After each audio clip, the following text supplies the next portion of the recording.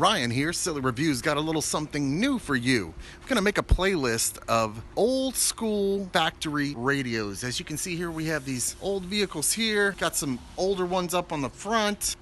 First one we're going to take a look at, this is a 2002 Ford Windstar. It's got some kind of wacky oil leak, it dumps a lot of oil, but we're going to try to get it running. Let's go inside.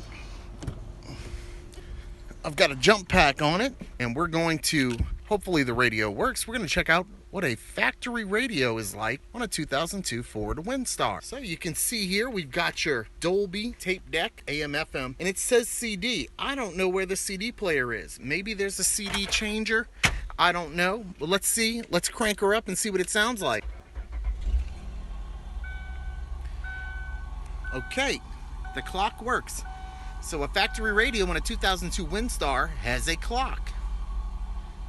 We're going to press the power button. Now usually